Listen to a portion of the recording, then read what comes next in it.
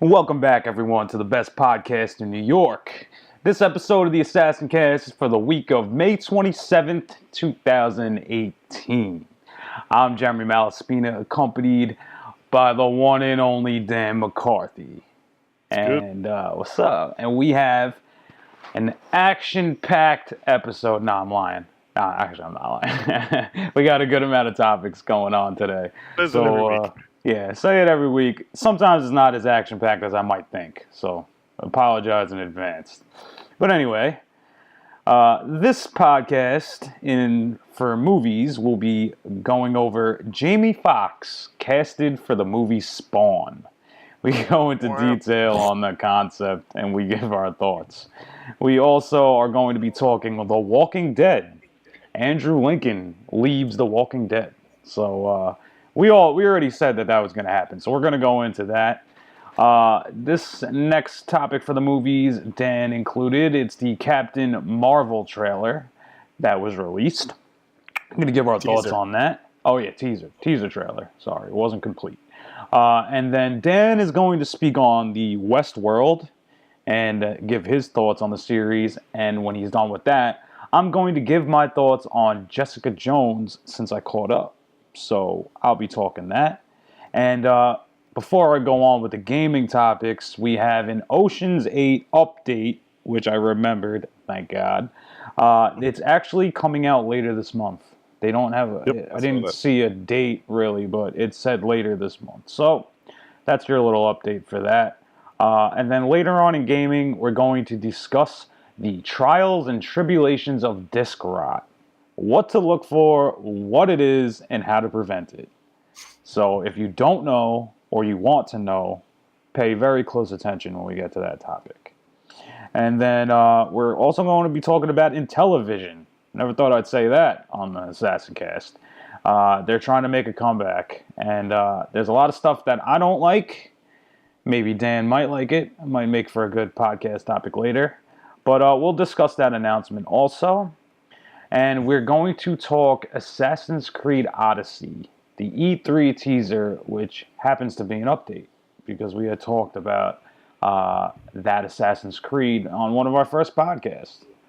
Spoiler, Jeremy loves it. I do. I love this. I love the fucking franchise. I'm not going to lie. But anyway, what's new in your life? You know how it goes, man. Same shit, different day. I know. Another week of commuting, another week of hating the fucking trains. Holy fuck. We fucking had a tough time this morning. It was packed. It was raining here in New York. Just not good. Everybody's in a shit mood as it is in New York. So when you add the rain, and where me and Dan travel to in Brooklyn, they're doing work at this escalator that we take. Holy fuck. Oh my God. It's like I purposely put extra money on my Metro card this morning just for the fact that I knew it was going to be a bitch getting up those stairs. Because there's only one escalator working, and it's a fucking zoo in there in the morning. Yep. Even if you want to walk up, it's just as long. Mm-hmm. Even if you think like, oh, how dare you wait for an escalator, walk up the steps, same amount of time. Yeah. There's no way it is like 3 stories up that you're walking. So there's no way you're making that. There's no way in hell. So yeah, we had a pretty rough morning. We didn't get to record this podcast on Sunday, so we're both beat. But bear with us, guys. We got this. Before we get started with the movies, we got a really good announcement. We got our emergency table for the Long Island Retro Gaming Expo. Yeah. So this actual podcast will be getting posted up on Long Island Retro Gaming Facebook page, so maybe we could drum up some excitement. But we will both be there. We're going to be promoting the podcast. We're going to have the console cleaner in full effect, which the video is coming soon. I just got to edit it. And and what else was I going to say? I might actually invite my father, Dr. Electronics, the one and only Dr. Electronics. Yeah. See if he wants to bring a couple of things he has in the shop that he wants to sell, maybe TVs. And I've been trying to talk him into a giveaway for one of the TVs that he had refurbished. So that might be cool if you're at the expo. So don't hold that to me yet.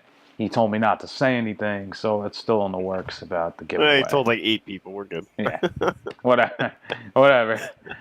But that's the news, and actually, me and Dan got to discuss a little bit of talk about a network. Might be getting on a network. We'll see. So let's get into this. Let's get this shit done and over with for this week. So the first topic on the list is Jamie Foxx popping up on the Assassin Cast, and it hit the topic list sometime last week because I saw this article for the movie Spawn. And every time I try to think about this, it just doesn't make sense in my head. Like, Jamie Foxx's Spawn, how the fuck does that even work, first of all? It doesn't even matter. First off, it won't be worse than the fucking shit-ass one that came out like 10 years ago. Oh, most likely not. I mean, you know, but... You can upgrade from that piece of shit, but then again, I gotta look at the guy who fucking played an Amazing Spider-Man, one of the worst fucking things I've ever seen in my entire life, and I had to watch him run around as fucking Electro, whatever the fuck his name is. I mean, yeah, I guess he did okay in that role, but it just... That was a waste of time. I don't know. We kind of hate on those Spider-Man. Any Spider-Man movie that didn't come from the MCU or from Marvel. Yeah, fucking Andrew Garfield, Tobey Maguire, but still, I'm just talking, if you pull those aside as shitty as they were, I'm just focusing on his role. I thought he was awful. Right. I didn't like it at all, and now I'm going to see him as Spawn. I mean, I guess it'll be good because I'll have to see John Leguizamo as a fucking huge-ass goddamn clown. But either way, gives a shit. My girl loves it. I say that dude's name. I can never get it right, and it's like, I don't hate the dude. Don't get me wrong, you know, but I can never get John Ferragamo or whatever the fuck his name. I always butcher that shit. An extra consonant, but okay. I butcher his shit so bad. But anyway, so yeah, we'll see what happens with Jamie Foxx. The fuck, you know, like, I don't know. He's a good actor, but I just don't see him. I don't know. It's just hard to say. Reboot. But the thing about the Spawn movie is, the article I read was coming from the director, I want to say, or the producer. I don't know. I added it. Oh, I didn't add it. I'm sorry, Dan. I didn't add the article. But in the article, they said that it's not going to be like a traditional superhero movie. It's really, he's not really even like a superhero movie. It's going to be more of like a horror flick or like a thriller. Yeah. So exactly. It kind of like makes me think of the Predator, the new Predator that's coming out. Has that same type of feel though. It's more like a thriller than anything. So it's interesting. It's an interesting concept. I think we both we haven't even seen a trailer. This is just news off the hip. So until we actually see some credible evidence of this movie, can't really talk too much about the concept. I mean, a thriller, Spawn.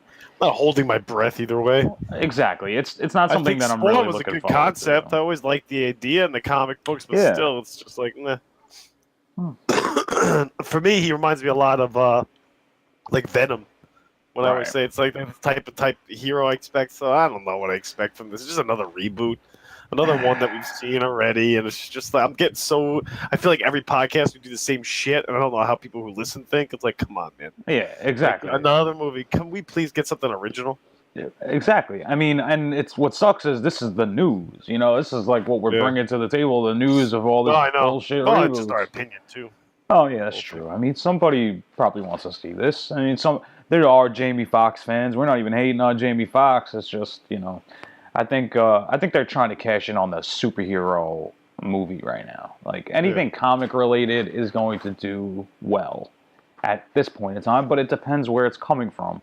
Like, we see what happened with Sony. Sony butchers the shit out of all these comic, you know, properties. So we'll see what the fuck happens. Honestly, I should have got some more information about the director, but forget what he directed something else. There was, coming anytime soon. Right. Otherwise, we'll see more about it. We'll see. We'll give an update when we see the trailer, because I'm sure it's going to make it back to the topic list anyway. But it's a good thing to segue into the next topic of Andrew Lincoln leaving The Walking Dead. So speaking of comic book characters, so this is what's funny. One of our first podcasts, we were talking how the story he dies anyway in the comics. Rick is done. You know, and we both knew that in the actual story itself, it's coming to the end. So that's why they're doing the crossover of the Fear of the Walking Dead. I think that was actually the topic we talked about. So now Andrew Lincoln makes a choice to leave the show. Now, mind you, for The Walking Dead, he's been like the rock of that show. Like without him, it kind of falls apart. You know, even in the way they've been portraying it on TV rather than the comics, because it is different from the comics. But the way they've been playing it on TV, like he's the center and everything else revolves around him. Yep. You know what I'm saying? So for him to leave, that's a big deal. And not to say that I've been keeping up with the show, because I haven't. I felt like it's been drawn out. You know, you know, they're not really focusing on zombies itself. It's more of the people, which it makes sense in theory, because at this point in time, the zombies are deteriorating and they're really not just the only threat. They're going more into the people side of things. But to me, I feel like the story is dragged out. And spoilers, they killed off his son in the show. So, you know, this was just a matter of time. Fuck Carl. Yeah, I mean, Carl was a dumb idiot anyway. What more can you fucking say? Like, you know, he acted out. Depth perception. That guy was dead anyway. He didn't survive with no one eye. It was only a matter of time. He was acting crazy. Like, there was no control in him, and that's a typical teenager. What, in the apocalypse? I guess it's hard to portray, I guess. I think it's too little too late. You got out, you're smart, get out now. Right. While it's sort of going. But they know. They wrote in the article, too, their fucking ratings are plummeting. That show was their #1 hit. I get it. I told you the same thing. I loved it. Right. But I lost interest after a while. Were they going into season 9? It's hard to keep track because or season 8. They like to do half a season, right? You know what I mean? Yeah, they want to leave it on a cliffhanger. I feel like I've watched it for like 10 seasons, but I probably only went through like 6. You know what I mean? Yeah, because we were watching like 8 episodes, and then they would have time off in another 8. Right. It's I think they're at season 8, or maybe they're going into season 9. I'm not even sure, but I mean, it's kind of like what Chris Evans said. It's like, get off before they throw you off. You know? Yep. Like with the MCU. So, you know, long story short, we knew this was happening anyway. So it shouldn't be a surprise to our listeners, if you guys have been keeping up with the podcast, or people watching the show. Because eventually the story was going to come to an end no matter what. You know, and I feel like that's why they've been dragging it out. Yeah, there's a cult following for it, but let's be real here. It's they were only going to get to so far in the book. You know, it was going to come to an end no matter what, and that's why they try to pull a little crossover on you so they can keep you locked in. But I don't think it's happening, and now it's like you said, they're losing ratings, and we'll see what happens for the rest of the cast. You know, there's some good actors on that cast, and I already saw the dude that plays Glenn. He's already in another movie. It's a horror movie. I just saw. I'm surprised I didn't put that on the list.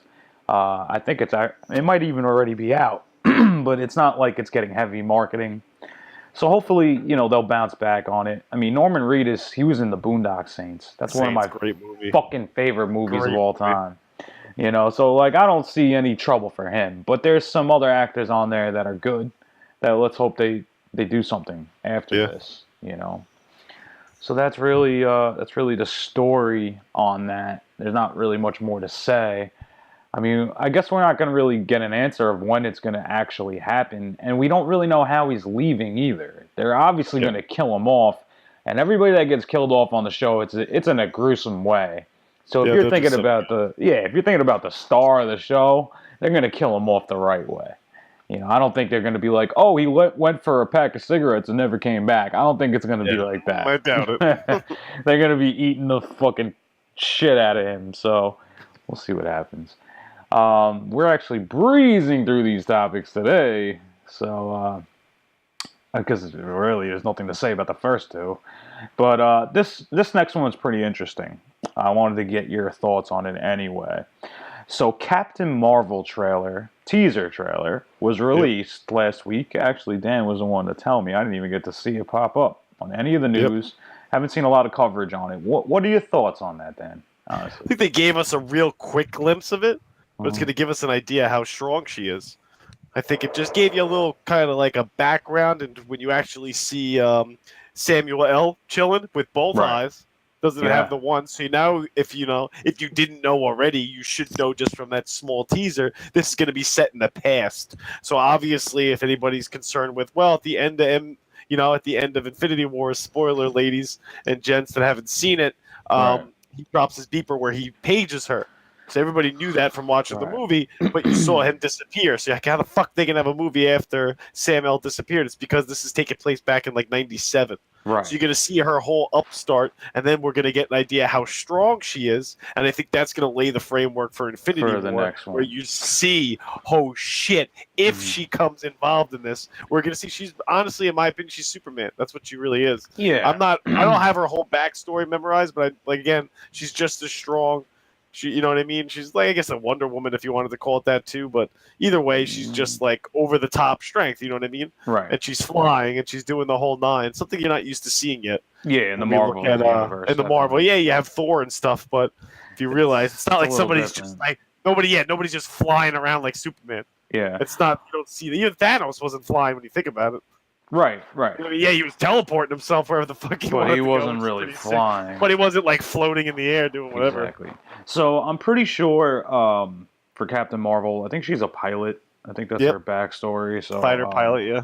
And then something happens. I don't even really remember. It's been a long time since I even read up on Captain Marvel. Yeah, oh god, it's a long time for the same year. You know, and that's what's great about the Marvel Cinematic Universe. They're taking all these B-list and C-list comic book heroes, and they're fucking making blockbusters with them. You know, like think of I laughed with Ant-Man, Black Panther. These aren't like we already seen the ones, like we saw the Iron Mans, the Captain Americas, the Thors, and like Hulks. Even Iron Man, in a sense, wasn't an A-list comic book hero. Not as big. Yeah, no, I agree. So it's interesting how they really built this like very well, and now to introduce Captain Marvel, that's great. In a sense, you know, I felt like the teaser trailer itself wasn't very informative. It was not at all. It was like, it was a teaser, but it was cut in a way where it's like you didn't see. All you got to see was her in the plane. And you were trying to figure out what was going on. You couldn't even exactly. A lot of Sam L. Yeah, right. You get to see him with both his eyes and everything. Like that was cool, but you don't really get anything from it. That's the only thing I didn't like about it, to be honest. You know, so but obviously that's slated for later this year. I'm pretty sure it's a November. They don't have a release that I saw, but I don't think they have a specific date. Even if they did, it's what do they want to call it? Preliminary. Right. So there's still work. I know they're obviously done filming it, and then the whole key will be what they want to do. Yeah, well, I mean, it's going to tie in perfectly for the next set of Infinity War, and like we had talked about, I don't know what their plan is. We know we're going to get Ant-Man and Wasp. We just don't know what's going to happen. Let's say this comes out November, December. What's going to happen from January to May? Are they going to drop nothing?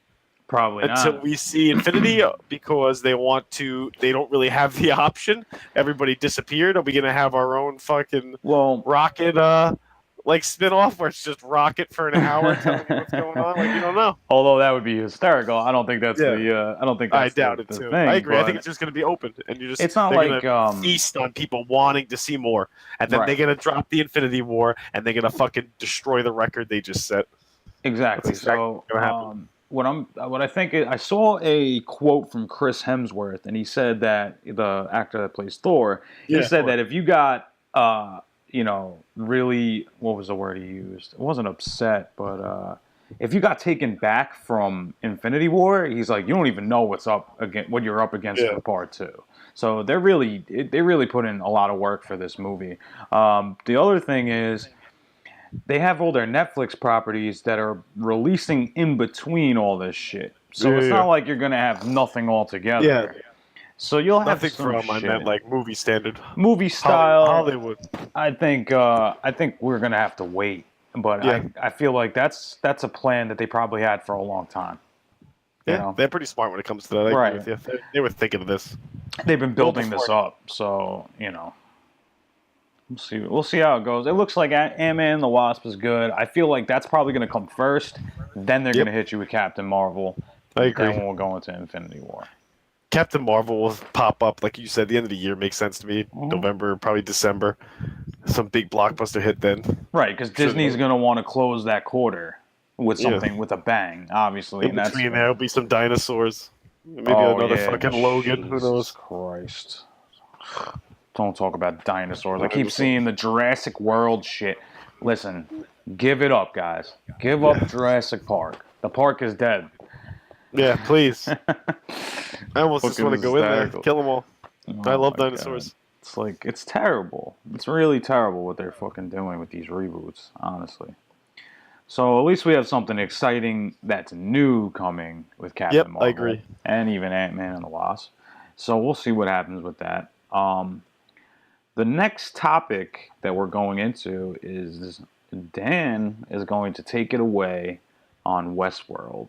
Give his thoughts on it, maybe give a little background explanation for us, because, matter of fact, I haven't been able to catch that series yet, so I'm going to be learning something new. So take it away, Dan. Let's hear what this is all about. So as far as Westworld goes, it's another, like, for me, I love HBO shows. This is another one because it's really cerebral. It makes you think, and I enjoy that type of movie.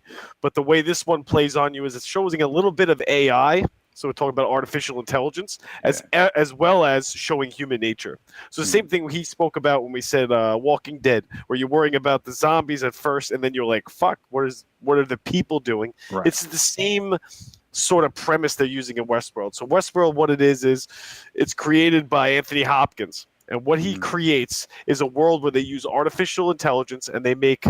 I guess the best way of putting it is robots. Obviously, these robots are indistinguishable from human beings. They set it up and they quote unquote call it Westworld because it's set up in the middle of the Western times. So let's say like the 1800s. Right. He sets this town up where people who are rich can come, and the whole point of coming there is that there is absolutely no rules and there's no repercussions for your actions. So what he has to see what people do is, what do? They want to fight people. They want to shoot people. They want to get in gunshots. They want to whore. They want to drink. They want to rape people.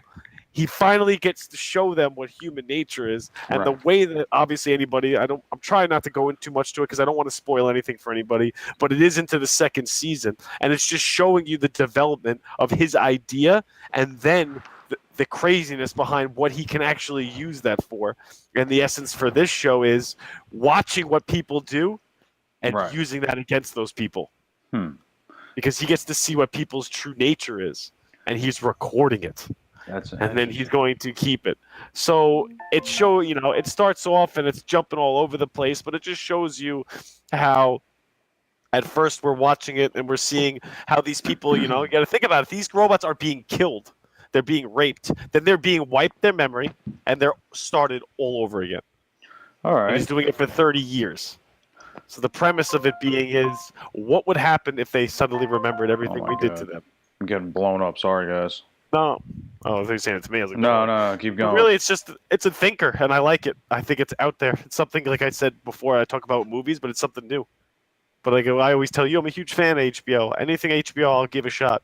I enjoy Deadwood. Obviously, I enjoyed Sopranos. I enjoy even Entourage. I love Silicon Valley. Yeah. I like Westworld. It's like the 99% of what you watch on there, what'll be on there, I will give it a shot. Me too. I've been wanting to catch up on that ever since you told me. I had saw some marketing for it, and I thought it looked great. Very difficult show to binge watch, just to put it out there. Right. If you were to say I'm going to watch like 4 or 5 episodes, you're probably going to have a headache.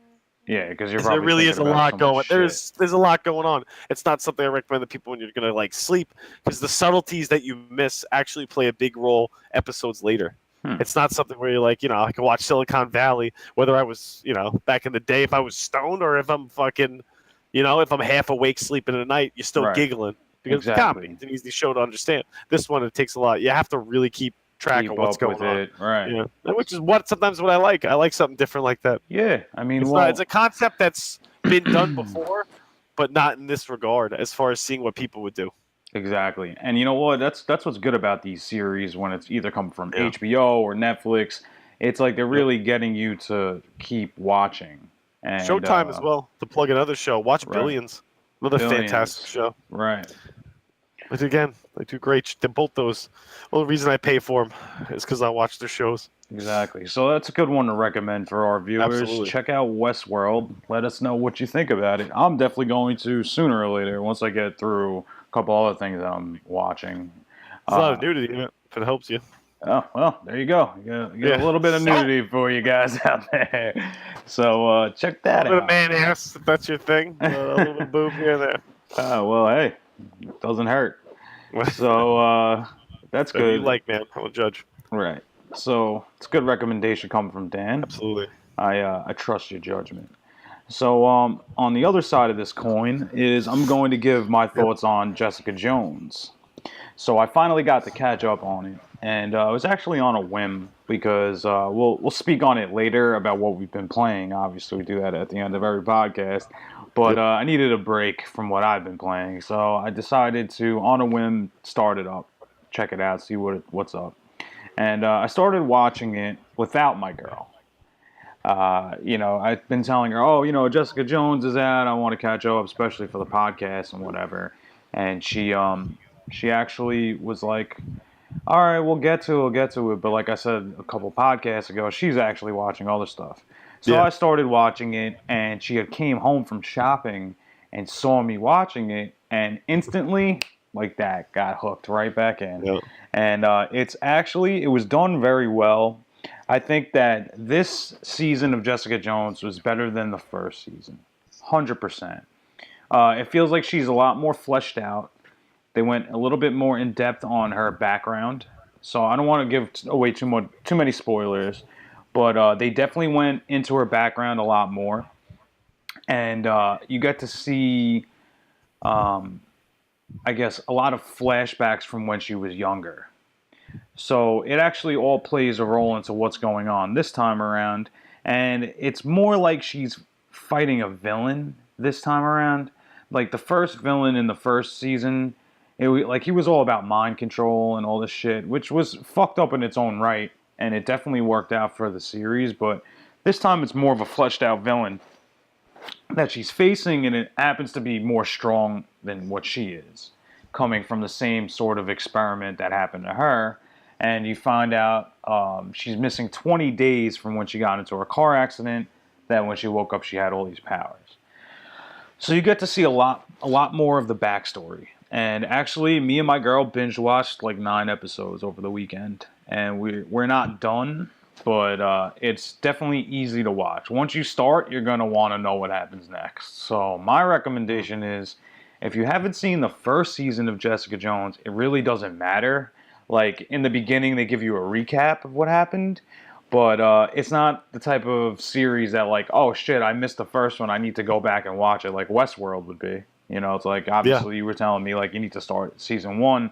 This isn't like that. It's a totally different story, especially because the way the timeline worked out, this is coming right after the Defenders, which so far I'm up to episode 9, and I haven't really seen a reference to Daredevil or Luke Cage or the Iron Fist. So it's interesting. It's really a true standalone at the moment. I'll let you guys know what happens when I get to the end of it and see if that's still true. How many episodes is it? I'm pretty sure they're either 13 or 16. I think I want to say 16. Yeah, and they're all about an hour and a clip. So, yeah, but it's definitely worth your time to check out. Obviously, I've been telling you to start with the Punisher because he's not even in those storylines really, except for Daredevil. So once you start that and you get into that, then you're going to want to watch the other ones. Haven't found out anything about Cloak and Dagger either. I know I was trying to give some sort of an update on it. I haven't really got more information on it, but I will in due time. So my thing is, if you haven't checked out Jessica Jones, either season 1 or season 2, check it out. It's actually really good, and I feel like anything that Marvel's putting out right now you're gonna like it one way or another. Especially with these series, these Netflix series are way different than the actual cinematic universe. Like, it's way more graphic, especially like we were just saying, The Punisher, like that shit is fucking brutal. Even with Jessica Jones, like there's a part where she snaps somebody's neck. I mean, not her, someone, I think it's a villain that snaps somebody's neck. And you see that shit. Person's laying on the floor looking the other fucking way. It's fucking crazy. Yeah. So it's good. You should definitely check it out. That's really all I got to say about it without spoiling it. So yeah, that's the hardest part. We don't want to spoil it. We don't want to give away too much of this shit, but usually if we want to spoil some shit, we will. But I feel like this is a good one to to try out, especially like I said last podcast. I don't know if it was last or maybe the one before. It's a good one to watch with your girl, get her into it, and you'll be able to watch the other ones if you guys watch it together. So that's my recommendation. And I think that's it for the movie portion of this Assassin Cast for the week of May 27th. I so thought you were gonna fuck that I up. was gonna fuck it up so bad. I was already grinning. I got it though. So if you guys are tuning out, our movie heads, we will catch you next time. Maybe we'll see you around at the Long Island Retro Gaming Expo. All right. Moving on to the gaming portion of this Assassin Cast. Assassin Cast number 13, I want to say. Damn, that's a lot. We're cooking with kerosene these days, so got this shit down to a science. First, oh man, this is all me right now, isn't it? First topic on this list is a very important topic for our gaming heads out there. There we go. We're going to discuss the trials and tribulations of disc rot, what to look which for. I love. Like Dan says, it sounds like crotch rot, but it's way worse. And how to prevent it. All right, so real brief overview of this is the way a CDR works. Now, obviously, we have audio listeners and video watchers so to check out this podcast, but the way I'm going to try and explain it in words so you guys both get the idea. So the disc itself has an anatomy like a person, right? So the top of the disc has a printed label, which would say, let's say it's Crash Bandicoot, right? Just popped into my head right now. So you got the artwork for Crash Bandicoot on the top of the disc. I'm pretty sure the next layer down is the data layer. Okay, so now that's really important. Then you have a reflective layer, a space, a reflective layer, and then the polycarbonate bottom, which is plastic. So now, when you have a disc and it gets scratched, and you put it into your Xbox or Dreamcast or PS4, it doesn't matter what it is, and obviously the DVDs, Blu-rays, and CDRs are all different with their anatomy. The Blu-ray has a double layer, and that's why it holds more data. Data, yeah. Right. So what happens is if you scratch the disc and you try to put it into your console or computer or whatever it is, it's not going. The laser is not going to be able to read the data through the scratches. So that's a problem because obviously if it's something important or something expensive, it's not going to be able to work. So long story short, if you take the disc to a retro game store, you could buff it out, and if it's a professional buffer, CD buffer, when they buff it out, it will almost immediately take off all of the scratched part of the polycarbonate layer. This way, it becomes clear so that the laser could read the data. But now, this is where it gets interesting with the disc rot, okay? So now, if you have a deep scratch, that's a bad thing because it's cutting through the reflective layer and the polycarbonate, and it could possibly hit the data. So a deep scratch is really bad, and the other side of the coin is disc rot. It almost works the same way. So it's like you would take your disc to see if you have disc rot. You would take the disc and you would hold it up to the light with the reflective layer towards the light. And if you see any light come through the label, you have disc rot. Now, if you do this and it happens, you don't have to freak out right away. Sometimes those pinholes might not be on the part of the data to get the game working or your DVD to watch. So in certain situations, it's not the end of the world. But you're going to have to take steps to prevent it from it getting worse. And it's not like a disease, like if one has it, all your discs are going to get it just by being near it. That's not how it works. It's really caused from humidity. So if you have a humid room, like a basement, the chances of you getting disc rot is way higher because the humidity and the moisture gets underneath the reflective layer and starts eating away at the data layer. So another thing is if you drop your disc and it hits the label side, there's a good possibility that you're going to cut through the data layer if it gets scratched on the label side. So you got to be careful with how you handle it and how you store your discs. So just like a deep scratch, it's actually backwards. Here's my question though for you, real quick: if you have it in your set, if you have it in the case that they provide for you, all the games and stuff like that, right? Are those airtight enough to prevent the disc rot in the humid layers, or is it going to go through that as well? I mean, I don't want to say yes, and I don't want to say no. No, you for sure. If they say, "Hey, by the way, I'm Microsoft, and I've never heard it, but I've never asked. Right. Are they making cases that are immune to humidity changes? Do you know what I mean? Yeah. Because what am I going to do? Put them in a humidor next to my cigars?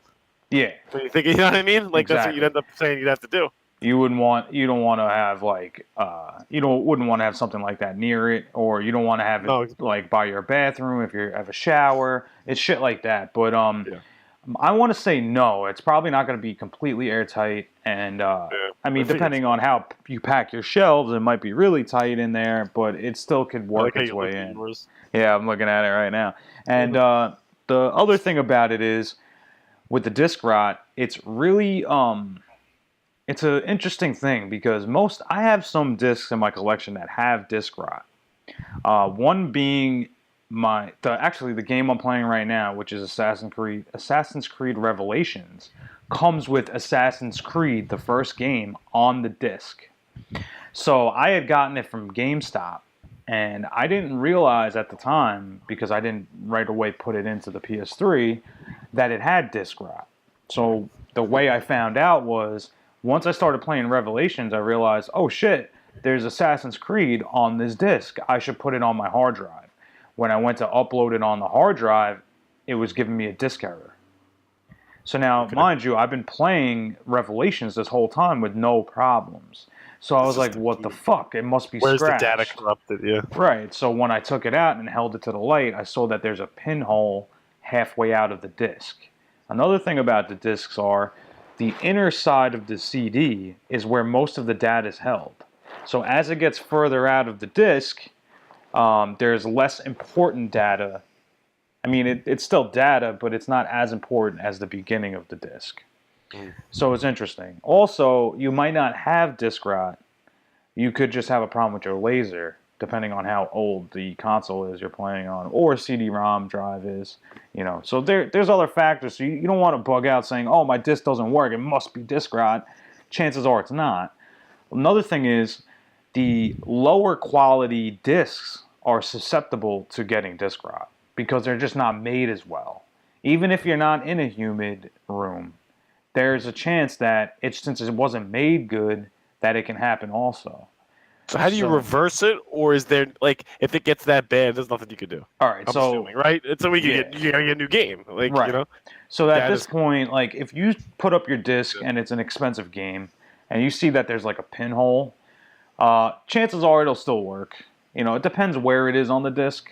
But if you see that you have disc rot, you have to be very gentle with how you use that disc. So, like, you don't want to drop it. It could make it worse. And you definitely don't want to fucking put it in a goddamn... I want to drop all mine, so shit, I'm out of luck. Yeah, right. You don't want to put it in a fucking human room. That was kind of like my story about GameStop when he was throwing the discs around. Like, like he threw it onto the table and shit. Like, that pissed me off because I know what to look for. You know what I'm saying? Like, you're mishandling my disc, which makes me not be able to play it, and I'm keeping this in my collection forever. So it's like, what the fuck? You don't handle shit like that, especially with disc-based media. So obviously, there's a lot of trials and tribulations to collecting disc-based media. There's really nothing you could do about it at a certain time.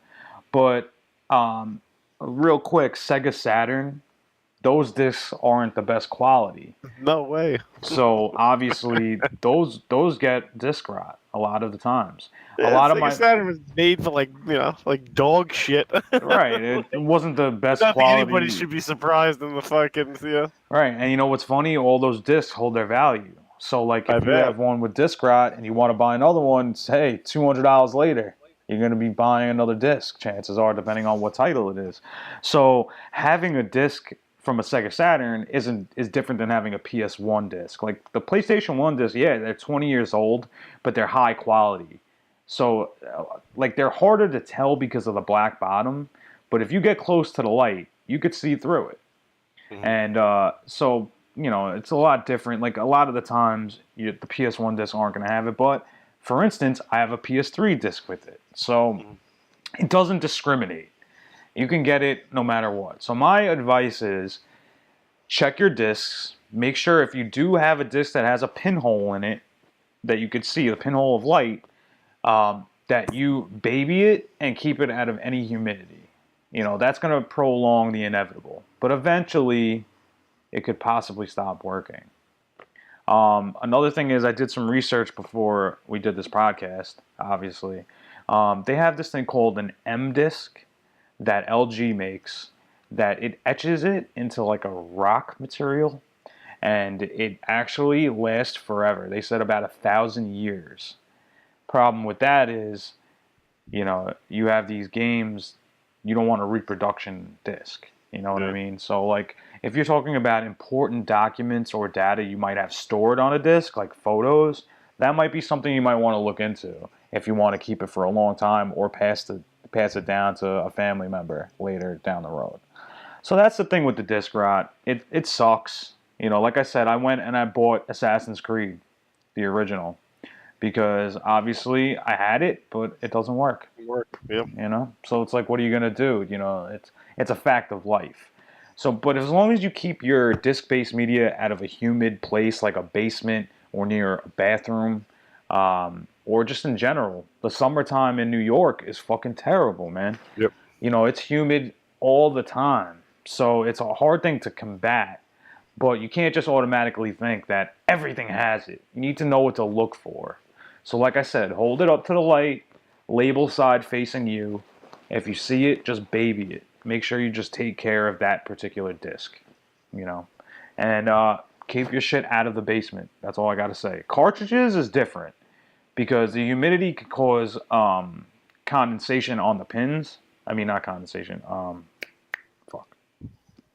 The fuck is it? Corrosion on the pins. And all you do is clean the pins, and chances are it's going to work. So if you keep your carts in the basement, that's different. But the disc-based media, definitely do not keep it in a basement. That's what I'm saying.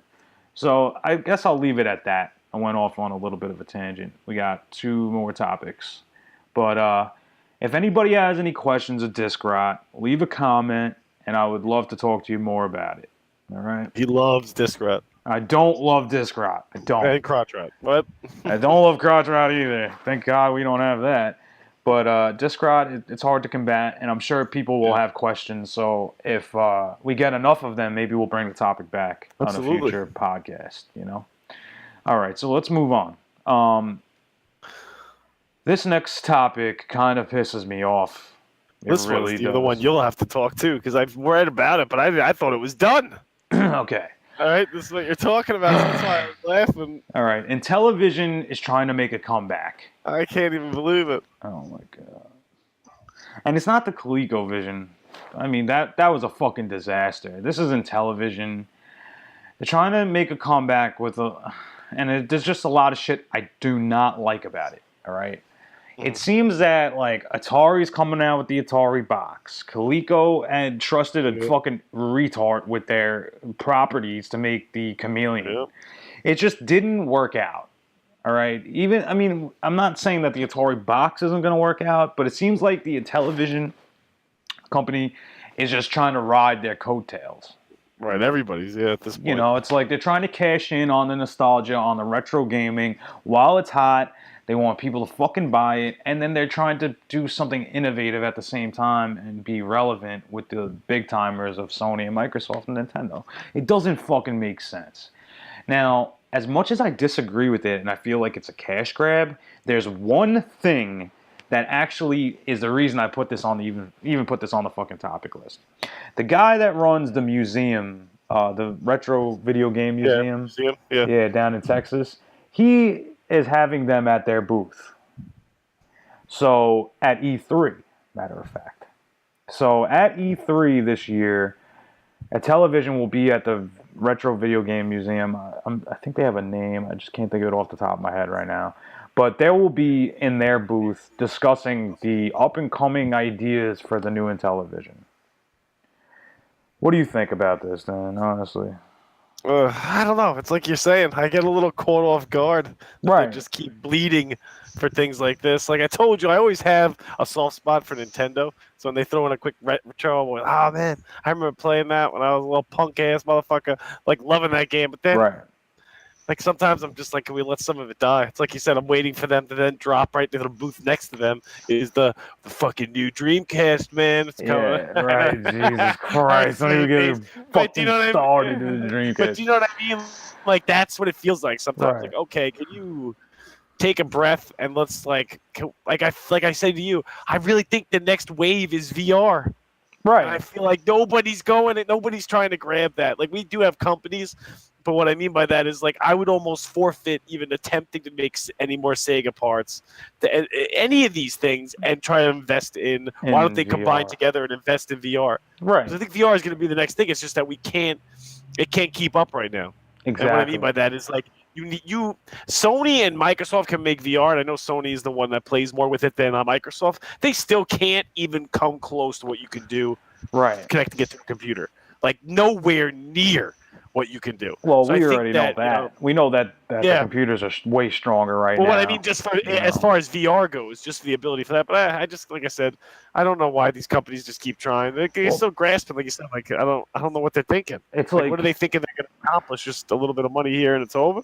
Exactly, and the truth about it is, it's what not. What games did they even have? I'm trying to remember what fucking games like they had. That Sears Telegames, like you're talking about the '70s, man. Like that's what I mean. Like there's like it's even like there's no. I obviously remember Atari games, but I don't fucking remember like any of those. Yeah, but I mean that's like all the same. I'm not even playing on like that controller that you had to go like this with the one red button. Like, I feel like that's like you know what you guys. If people can't see me, I'm making a gesture with my hand. But the big ass fucking floppy disks, right? Not the little fucking ones. The big ass floppy disks. I remember playing this game fucking my brother's had on a fucking old shitty TV trying to play a fucking it was like the Olympics. Yeah. You just had to hit the fucking stick as fast as you could back and forth and jump over the hurdles. Right, ironically, I was really good at those games. That's why when the Dreamcast came out, Virtua Athlete, I was a stud. Yeah. But that's what I mean. Those type of games are so... I mean, I guess I'd play it and be like, oh, cool. But it's not something where I'm going to be like, oh, I can't wait for the next one. Unfortunately, you know what I mean? It's like, if they wanted to be relevant, they should have been doing this years ago. It's like, it's almost like they just see like, okay, we have this name, so let's fucking do this. You know, let's get in on what Atari's doing right now. It just doesn't make sense. And you know what? There's going to be some diehard fans of the Intellivision and the Atari and Coleco, but guess what? It's not the same companies from when they grew up. And now you got to also think that the people that were playing those are now in their 50s. So what's going to make a guy in his 50s be like, oh, Intellivision, I used to have one of those, and then when he plugs it in, it's a totally different world. Well, if you ever read comments, people love it too, because they're like, oh, my kids love it. Like, yeah, but it's like a novelty. Right. It's like I would have no doubt if I plugged in an old Nintendo, or an old, like you said, Atari, and let some of like my little nephews or somebody play it, they'd have fun. Yeah. But eventually, what do they want to go back to? They want to go back to playing the Switch. Right. And they're going to want to do something that they're used to. But, I mean, the only thing they have going for them is that they have a credible person bringing them to the table with the Retro Video Game Museum. So that's the only thing they got going for them, for me. I don't know about all of our listeners out there and how they feel about it. I'm sure we'll get some sort of shit about it if someone doesn't agree with it. But it just seems like a fucking cash grab. And honestly, I don't like that. You know, like, okay, you're going to be at E3, so show us something. Show us a working prototype of what you got going on. You know, don't be like all these fucking idiots out here. Like, Atari's taking pre-orders for the Atari box already. It's like nobody's even seen what the fuck it does. Why am I going to give you $200? It doesn't make sense. This is the type of shit that gets me angry, because they're just preying on us. Yep. You know, we're both like nostalgia. You know, it's like they just want our fucking money. Atari's a little before me, even. I'm not that fucking old. Right, but they're trying to... Like, Nintendo was out when I was, like I said, I was fucking... Yes, I was bathing in amniotic fluid beating Zelda, but still, that game came out in, like, 86. Some of the other ones were, like, 81. Oh, it's one of the best lines of our podcast. But we still had... I told you, been playing a little Final Fantasy 91, but still... Right. Like, those even Atari was well before that, you know? We're talking 70s. We're gonna Exactly. play some ET or something. So it's just like that's oh my god, ET. So that's where I'm at I with was this playing that on the other. We'll Intellivision talk about shit. that later. And what's funny, yeah, and what's funny is the link that I put on goes right to their website. It's Television Entertainment. Like, come on, man, come on. So honestly, let's see what they got at E3 because we're going to be covering it. Let's see what happens. And speaking of E3, we're going to just segue right into the last topic because I fucking love this shit. We're going to talk Assassin's Creed Odyssey E3 teaser, which happens to be an update. So I think one of our first podcasts, me and Dan were talking about a reveal that Ubisoft was putting out, Assassin's Creed, that happens to take place in Greece, or ancient Greece. Yep. Which is awesome because I knew it was something that my dad would fucking love when I sent him the teaser trailer. Oh, he loves the ancient. That's so. I'm a big fan. It's like because we're half Greek, so my dad's not on my dad's side. He so loves it. He fucking was Give like, me any word, and I'll tell you the root of that word. Greek. Like, big. I already want to meet you, Dad. It's so funny. So, all right. So the teaser is literally 15 seconds. And my dad told me that was actually a story of Sparta, that a Persian came to say that they were going to invade Greece. Yeah. And what he did was he was like invade and fucking kicks the dude off the cliff. 300. Right. You've seen 300. Yeah. It's the same concept. Same sort of concept. So he kicks this dude off the fucking cliff. That's all it is. 15 seconds. He just fucking kicks him. Oh my god, it was fucking awesome. It looked awesome, but like I said, it's only 15 seconds. But it happens to be what they're going to be talking about at E3. And what's crazy was, even though I was hyped up about it, the comments on this weren't what I was expecting. So a lot of people are talking shit about this because they think that it's too soon from Assassin's Creed Origins. Because that came out last year. So now it's only been a year's time and they're already hitting us with another one. So some people think that last time they rushed a game, I think it was Unity, it's like the fucking eyeballs are popping out of the fucking their heads. Like it was just poorly done, and they had to patch it like 3 times to get it to even run right. So people are a little nervous about what they got going on. I feel like Ubisoft stepped their game up really on what they've been putting out. Like Origins, to me, even after all the DLC they released, it looked like a pretty sound, solid game. I didn't really get a notion that it was bad in any way. So for all we know, they might have been developing this at the same time. Like they were going to hit us with a 4K Origins, and then they were probably working on the next big thing, which happens to be Odyssey. Yeah. So I guess we'll see what happens with it. I'm really excited for E3 just to see that. There's a lot of people making videos right now of what to expect, what to see, what do you think is going to happen. We really don't know. It's really tight-chested. And the leak of the week, that's what we're going to start doing, Dan. Leak of the week. Leak of the week. Yeah. Sony's list for E3. Which I don't know if I believed it or not. They're talking a lot of remasters on that list, and I don't believe it. I think it's bullshit. It was like a picture of a paper that was like cocked to the side, and all you saw was E3 at the bottom. It looked like bullshit. So don't believe anything you fucking see. Not yet. Right. So like, we're coming up on it. So, stay tuned. We'll definitely give you. It's gonna be stuff they want to just drop. You know how it is. Like, right. Stuff they don't want us to know, and we'll see some shit that'll probably look crazy. But again, I don't know nothing until I'm playing the game. Right. I gotta get a feel for the game itself. Exactly. Like I tell people all the time, seeing these trailers is awesome. They're 4K, but it's just you gotta remember that's the cinematic portion of the game. Right. That's not the gameplay. Unless you're seeing whenever we watch, like sometimes I laugh when I see that they'll show a whole like a cinematic for like a minute, and then in that cinematic for like 4-second glimpse is the game itself, and I see it, I'm like, ugh. Right. It's like, why don't they just throw a huge ass fucking cock in the middle of a fucking movie? You know what I mean? It's just like what I mean by that is like you got a trailer, something shocking just hits you, and you're like, what is this? And that's what it feels like. Like, oh, there's the game. Oh my god, like that looked awful. But I have to play the game too. Exactly. Like, I gotta see it. So and that's where E3 will be good, because I'm sure they're not going to show us everything. And they do a lot of game playing, which I like. Exactly, and you're going to get to see a little bit more in depth of how the Yeah. gameplay is. So that's why it's good, and it's good because it gives us like a point in the year where we can look forward to either the holiday season or the rest of the summertime, which is always good. So I think that's it for this episode of the Assassin Cast. Believe it or not. So before we roll out of here, are you playing anything new yet besides the classics? Oh, I've been going retro hard. You know me. I got I hooked up Dan with his 3DS, so he's got a lot of classics to catch up on. So that's cool. Playing Final Fantasy, then I went through, like I was just teasing when you said I looked at E.T., couldn't stop laughing. Obviously reset it after like 10 minutes. DuckTales, I was messing around on. Exactly. There's a lot of games on there, man. Contra.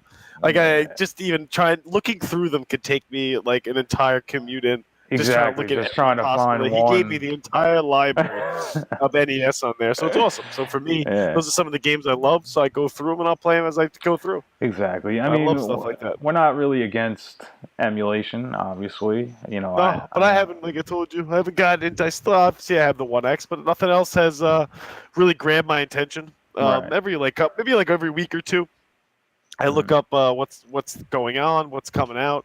I said for me right now, my brain is absolutely hyper-focused on Kingdom Hearts. I think it's because it's been getting delayed for so long, and it's been 10 years since the last drop, and now this time I can finally get it on my Xbox. I don't have to have a PlayStation just to play in a game like that. So, you know, God of War would be nice if it came out on the Xbox and stuff like that, but it's all right, I get it. But for me, when Kingdom Hearts comes, that's the game I'm pumped immensely for, just because I enjoyed the classic. That's definitely coming soon too, because I keep seeing a lot about December, who knows? We keep talking. Maybe E3, who knows? Maybe we'll get an idea then. They talk about the planets that they're making, Toy Story. Exactly. What is that guy's Big Hero 6 or whatever that douchebag's name is? It's like a giant balloon. Yeah, I know what you're talking about. It's like a Pixar. There's a lot of Pixar stuff they're adding in. So Finding Nemo, I'm sure, shit like that.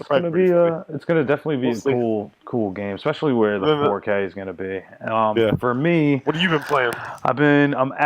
I'm coming close to the end of Revelations, so I'm about to move on to either God of War 2 or Duke Nukem, since I already loaded it up. And I need to get a first-person shooter in the mix, so I might do two at once. Sometimes you need to break it up. Yeah, even though you're highly against it, I can do. No, I'm not highly against it. I'm highly against you, dude. I think I want the viewers to understand that. I'm not against somebody playing 2, 3, or 4 games at once. I'm against this man playing more than one game at once. All right. Because what he'll do is he'll play 2 games at once, go to the store to get a pair of shoes, and somehow come back with 3 more classic games that he'll then start playing. Exactly. I get a little distracted with the library, but I'm not playing that. That's why I said that was your shit. You know what you're looking for. Honestly, I need a little first-person shooter in my life recently because it's been too long. I'd love to get the original Halo going. You know what? I got Halo 2.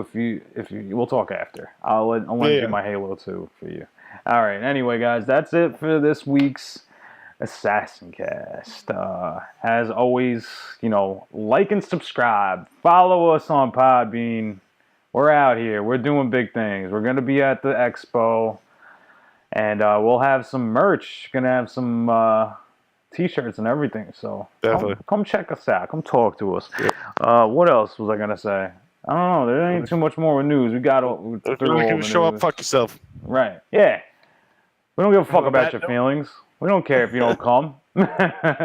Nah, we want you there. Come on down. Come talk with us. Come chill. There's gonna be some good stuff over there. Some good panels. A lot of people from YouTube will be there. So come fucking check us out. All right. So I'm Jeremy Malaspina. It's my man Dan McCarthy. We're signing out. Peace out, bitches. Peace, bitches.